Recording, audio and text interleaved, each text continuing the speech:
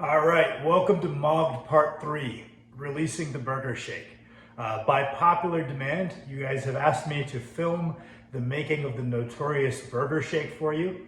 You're gonna have to pardon me, that we're gonna have some improvisations here because I was not expecting to hit 2,000 subscribers today. So I just prepped my meals as I normally would. So I didn't have a burger ready. So we're gonna have to make some substitutions.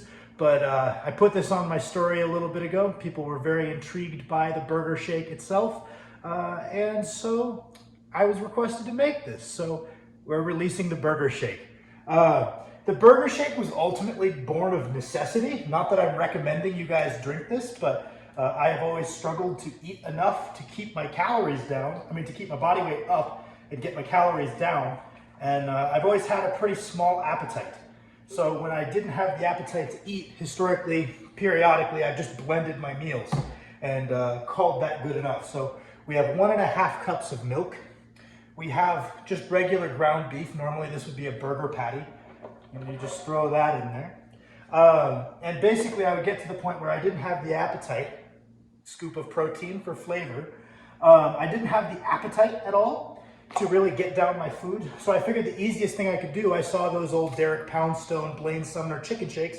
So I would just take my container of beef and rice and then my banana that I would eat with each meal so I can get a serving of fruit in. And then I used milk as a base because milk has protein. I would just throw it in a blender and I would drink it. So that is the birth of the patty shake, the beef shake, whatever you guys want to call it. Because I cooked all my rice and put it into meal prep, I don't have any spare rice. This is empty.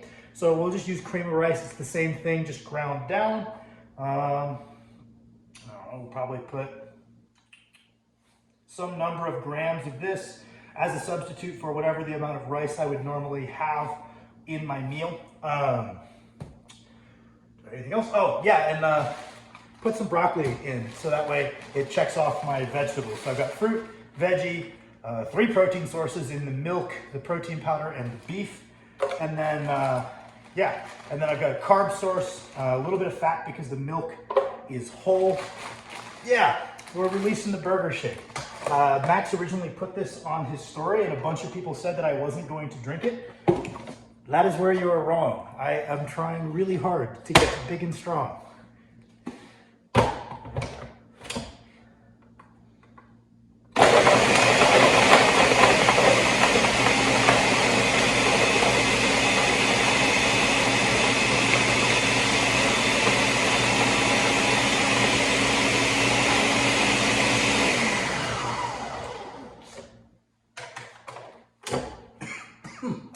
Oh, that looks like a liquid, at least somewhat, so bottoms up.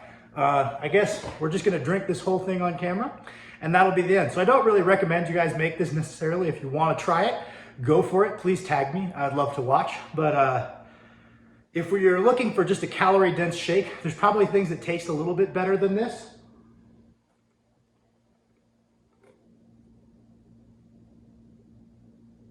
Oh, gotta blend that a little longer. That is chunky.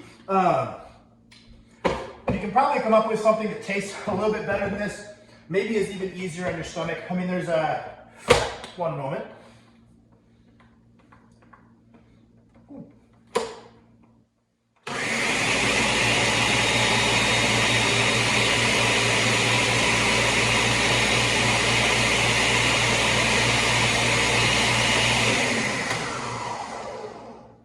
All right, back to our feast.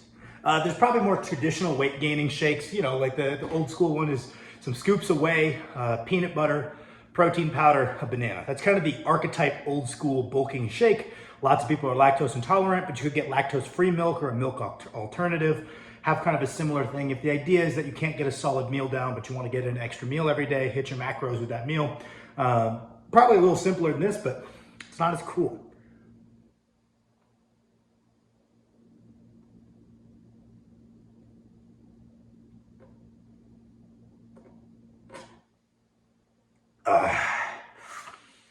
It gets less bad with time too. You gotta get used to it a little bit. I'm trying to think what the original chicken trick that I put on my story that everybody thought I wouldn't drink was. think it was a beef patty. So basically the same thing as the ground beef. I definitely use milk as a base because I always use milk as a base.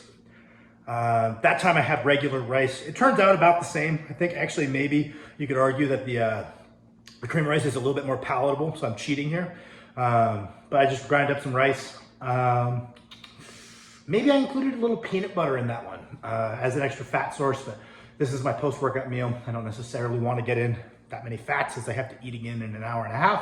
So we're going no peanut butter. And then I think I put snap peas in that one for my vegetable, which I actually like more in these shakes than I do the broccoli. But honestly, most greens, it sounds nasty to grind up greens in the shake, but I think they're a moderate enough flavor that honestly, you don't really notice it too much.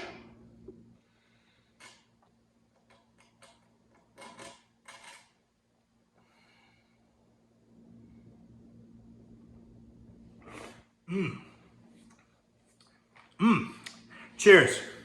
Thank you for 2K, guys.